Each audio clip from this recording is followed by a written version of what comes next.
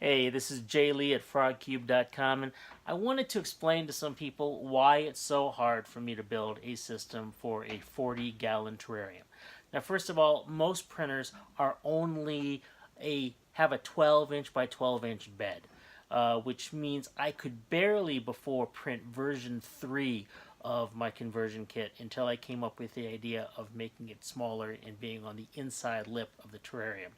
So that actually made it possible to use regular 3D printers that had a 12-inch by 12-inch bed.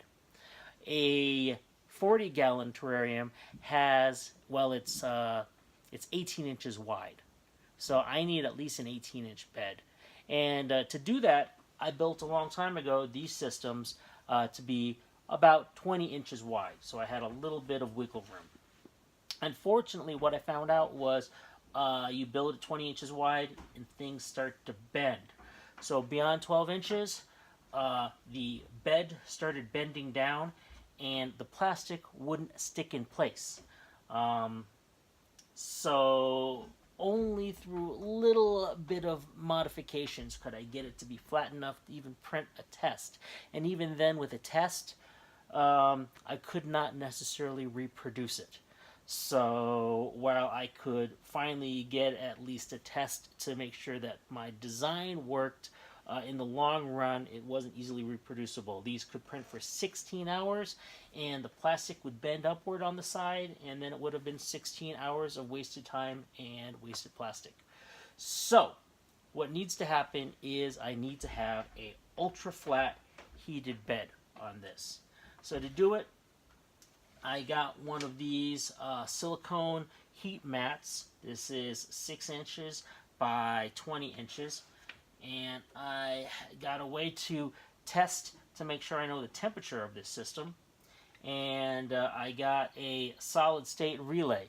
These relays are what are required to take this temperature here, make sure this heats up using regular 110 volt power, and also use the 12 volt system of the printer in order to manage it by telling what temperature is at, so how much to heat up, how much to lower that heat.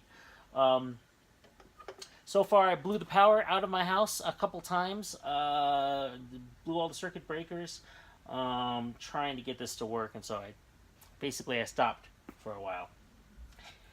So I'm going to try again, because I know how much you guys want a 40-gallon system. But